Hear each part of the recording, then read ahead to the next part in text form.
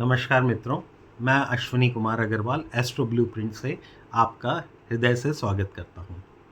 बहुत अच्छा लगता है कि जब आप लोग अपने कमेंट्स देते हैं या फ़ोन करके मुझसे बात करते हैं या ईमेल के ज़रिए जब मुझे बताते हैं कि आपका जो पिछला वीडियो था वो कैसा रहा और उस पे आप लोगों के अपने क्या-क्या विचार हैं। मैं लोगों से एक बार विनम्र निवेदन करूँगा कि आप अपने जो भी कमेंट्स हों, मेरे को कमेंट्स में कभी कोई अच्छाई या बुराई की बात नहीं है। इसमें कमेंट्स जो है वो मेरी अ, और दृष्टि को विस्तृत करने के लिए है कि आप लोग क्या चाहते हैं, किस तरह से समझना चाहते हैं। तो आप कमेंट सेक्शन में ही जाके अपने कमेंट्स दिया करें। दूसरी बात ही मैं बताना चाह रहा था कि अभी तक हम लोग जिस तरह से भी राहु को समझने की कोशिश कर रहे थे, उसमें मुख्यतः ये था कि जिस भाव में है, उस भाव के क्या कारक तत्व हैं और राहु के अपने क्या सिग्निफिकेशंस होते हैं और इनका कंबाइंड इफ़ेक्ट हम लोगों को किस तरह से दिखाई देता है। अब इसी चीज़ को हम और आगे ले जाते हैं, तो 11वां भाव जो होता है, वो हमारा कुंडली का जो 11वां भाव है, जिसमें राहु अगर बैठा हो तो कुंडली का जो 11वां भाव है वो हमें बताता है हमारे नेटवर्किंग के बारे में, हमारे सोशल सर्किल के बारे में, हमारे मित्र के गण किस तरह के हैं वो बताता है।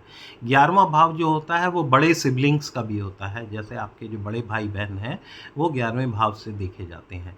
11वां भाव जो होता है वो आपके इनकम का है, आपके गेन का है।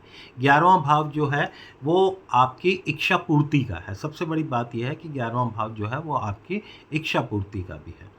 वैसे तो भावत भावम के हिसाब से देखें तो छठे से छठा भाव जो है वो भी 11वां भाव बनता है। तो 11वें भाव में भी निश्चितता जो छठे भाव के गुण हैं, जिसे हम कहते हैं रिपु जो होता है वो इससे देखा जाता है और डेट्स जो होते हैं वो हमारे देखे जाते हैं और जिसे रोग ऋण रिपु कहा जाता है वो हमारे 11वें भाव में भी देखे जाते हैं। लेकिन मुख्यतः हम इसे गेन्स का, प्रॉस्पेरिटी का, फ्लो ऑफ इनकम जिसे आप मान लीजिए। अक्सर लोग वेल्थ का पार्ट जो है वो सेकंड हाउस को हम कहते हैं और फॉर्च्यून जो है वो 9th हाउस से देखा जाता है। लेकिन जो सेकंड हाउस बताता है वो एक्यूमुलेटेड वेल्थ है, जो स्टोर हो चुकी है, जो संग्रहित वेल्थ है आपकी, वो बताता है। और 11th हाउस को समझ लीजिए कि एक फ्लो ऑफ वाटर है, फ्लो ऑफ गेन है। वो फ्लो किस तरह का है वो 11वां भाव बताता है। तो एक रेगुलर इनकम जो आपकी बनती हुई आ रही है या जो आपको जो अर्निंग्स हो रही हैं वो आपका 11वां भाव है। अब इसमें से जो 12वां भाव होता है वो खर्चे का होता है। तो 12वां निकल जाता है, तब जो रिमेनिंग पार्ट बचता है वो आपका एक्यूमुलेटेड वेल्थ में यानी कि सेकंड हाउस में जाता है। तो हमारे सबसे बड़ी बात हमने देखी कि राहु जो है वो हमारे एम्बिशंस, हमारी डिज़ायर्स का भी कारक है और 11वां भाव में हमारी इच्छा पूर्ति, हमारी एम्बिशंस होती हैं। इसीलिए ये कहा जाता है कि इस कलयुग में राहु जो होता है वो राजा कहलाता है ग्रहों का, क्योंकि वो 11वां भाव जो मेटेरियलिस्टिक हमारे जितने भी अचीवमेंट्स हैं, मेटेरियलिस्टिक गेन्स हैं, उन सबको फुलफिलमेंट जो है वो राहु बहुत ज़बरदस्त तरीके से करता है। राहु ये हर काम करने से पहले पूछता है कि इसमें मेरे लिए क्या है, मेरे को इससे क्या गेन होगा, मेरे लिए इसमें क्या प्रॉफिट है, मतलब मेरे लिए क्या है, what is there in it for me. वो जो है वो राहु का काम होता है। अब हम इस बात को समझें कि राहु जब यहाँ बैठेगा तो कैसा होगा। तो मैंने आपको बताया था कि राहु अगर स्ट्रांग हो या राहु वीक और एफ्लिक्टेड हो तो क्या फल देगा। तो एक में पॉजिटिव फल मिलेंगे और एक में आपके जो होंगे वो नेगेटिव फल आएंगे। राहु जो होता है वो एक इनसैटिएबल डिज़ायर्स हैं, मतलब कभी ना मिट पाने वाली भूख जो है, लस्ट ऐसी जो होती है वो राहु होती है। अब आप देखिए कि राहु जब यहाँ पे बैठेगा तो वो क्या करेगा, डिफरेंट सोर्सेज से इनकम क्रिएट कराने की कोशिश करेगा। क्यों? क्योंकि किसी एक काम से उसे कुछ प्राप्ति हुई, उससे वो सेटिस्फाइड नहीं होगा। फिर वो कहेगा कि नहीं, मेरे को कुछ और दूसरे काम से भी कुछ मिलना चाहिए। तो आपके इनकम के सोर्सेज हो सकता है रेंट भी रख दे, इंटरेस्ट रख दे, डिविडेंड रख दे, स्टॉक मार्केट रख दे, आपकी सैलरी रख दे, आपका पार्ट टाइम बिजनेस रख दे, आपको विल से किसी प्रॉपर्टी से कहीं से इस तरह की मिली हो। तो इस तरह की डिफरेंट सोर्सेज जो हैं वो राहु जो है वो आपको दिखाता है। अब जब डिफरेंट सोर्सेज से इनकम आने लग जाएगी तो नेचुरली क्या होगा कि उसमें कुछ से ज़्यादा इनकम आएगी, कभी कम इनकम आएगी। तो एक फ्लक्चुएशन या इनस्टेबिलिटी इन इनकम वो भी राहु जो है वो बताता है।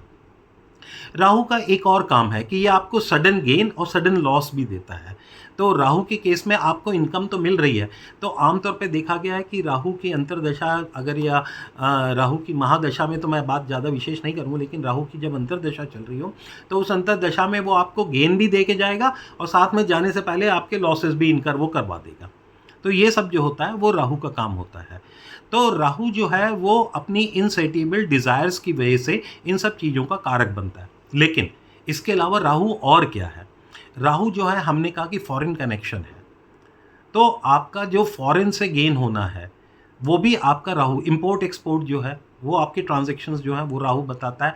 Multinational organisational institutions and companies जो हैं उनको भी राहु दिखाता है, तो उनसे जो जुड़ा काम करने से आपको जो गेन हो सकता है वो आपको यहाँ पे 11वें भाव में बैठा राहु बताता है।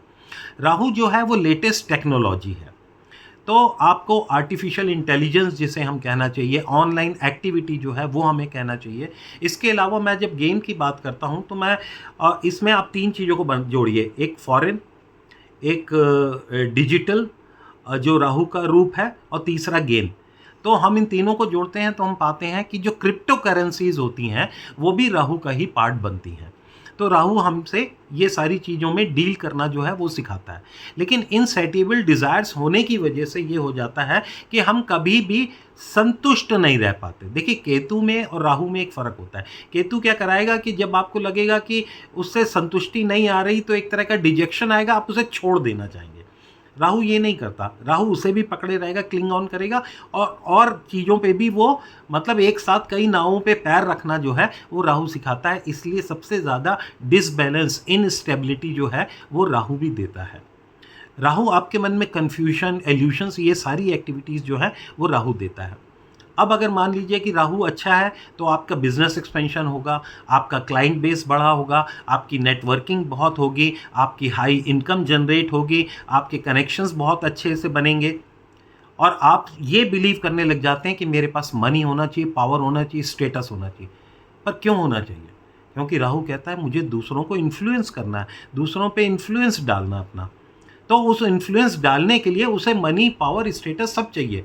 इसलिए राहु आपकी एक इच्छा अगर पूरी कराएगा तो उसके बाद दूसरी इच्छा तुरंत ही जनरेट कर देगा। तो आप कभी ना समाप्त होने वाले एक ऐसे लूप में फंस जाओगे जिसकी वजह से आपकी रातों की नींद और बेचैनी और ये सब चीज़ें जो हैं वो भी शुरू हो जाती हैं। यही कारण है कि राहु आपको स्ट्रेस देता है। जहाँ आपकी इच्छाएँ पूर्ति भी हो रही हैं वहीं आपको स्ट्रेस भी जो है वो बढ़ता जा रहा है, क्योंकि पुराने ज़माने से ये सुना आ रहा है कि जितना ज़्यादा प्राप्त करोगे उतना ज़्यादा खोने का डर भी बढ़ जाएगा। केतु क्या करता है? केतु छोड़ देता है चीज़ों को, नहीं हो पा रहा छोड़ दो, उससे डिटैच हो जाएगा, कट ऑफ हो जाएगा, ब्रेक हो जाएगा। लेकिन राहु वो कट ऑफ नहीं करता। राहु अच्छा ये भी नहीं हो रहा, चलो एक और पकड़ लो, ये नहीं हो रहा तो एक और, इस तरह की जो बातें हैं वो राहु करने की कोशिश करता है। अब एफ्लिक्टेड होगा तो क्या होगा? आपका मित्र सर्किल ऐसा होगा जो लोभी होंगे, दंभी होंगे, जो सिर्फ अपने मतलब के यार होंगे। आपका क्लाइंट सर्किल जो होगा वो आपको लूटने के लिए लगा हुआ होगा। आपके मन में जो डिज़ायर्स होंगी उनके लिए आप सिर्फ शॉर्टकट लेना, अनएथिकल वेज करना, इसमें आप यकीन करने लग जाओगे। आप ये करोगे कि कैसे भी करके ओवरनाइट, रातों रात जो है मैं अमीर कैसे बन सकता हूँ। तो राहु जो है वो इस तरह के काम आपसे करवाना शुरू कर देगा। आपका जो सबसे पहले मैं ये जो कहता हूँ ना शॉर्टकट या अनएथिकल वेज, उसके पीछे कारण है, क्योंकि देखिए राहु अनकन्वेंशनल है।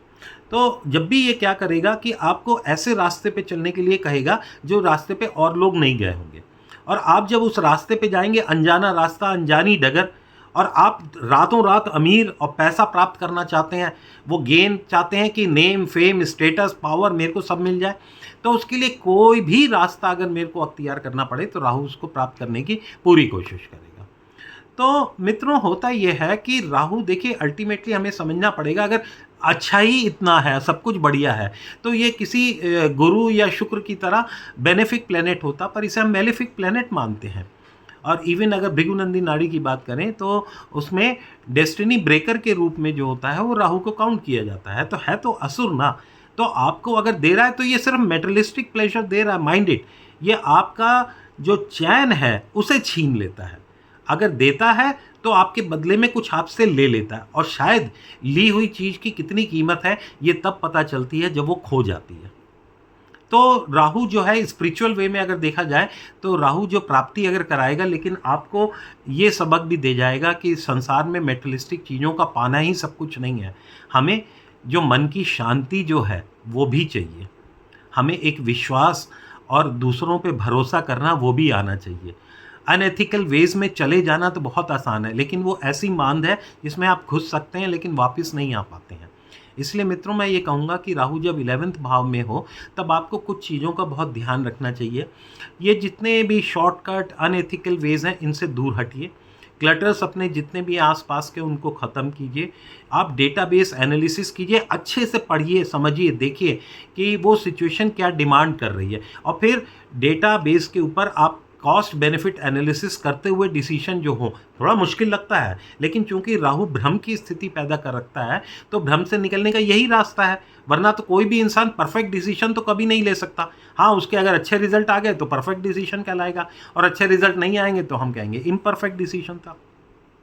लेकिन राहु के लिए ये जरूरी है कि आप अपने जीवन में सही रास्ता चुनिए और सही रास्ते पे आगे चलने की कोशिश कीजिए। तो मित्रों, जब राहु 11वें भाव में होता है तो किस तरह के रिजल्ट देता है, इसका एक संक्षिप्त रूप में मैंने कुछ रूपरेखा आप लोगों को देने की कोशिश की है। आप लोगों को अच्छा लगे तो प्लीज़ मेरे चैनल को सब्सक्राइब करें, शेयर करें। आप कंसल्टेंसी के लिए मेरे दिए गए नंबर पे मुझसे कांटेक्ट कर सकते हैं। और दूसरा ये है कि आप अपने कमेंट्स ज़रूर बताइए, ताकि मुझे ये पता चलता रहे कि मैं उत्तरोत्तर उन्नति के मार्ग पे चल रहा हूँ। क्या मैं सही में आप लोगों को उतना अच्छा बता पा रहा हूँ, या इसमें और अभी सुधार करने की गुंजाइश है।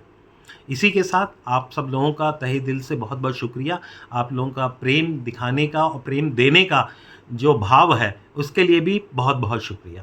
धन्यवाद। आपका मित्र अश्विनी कुमार।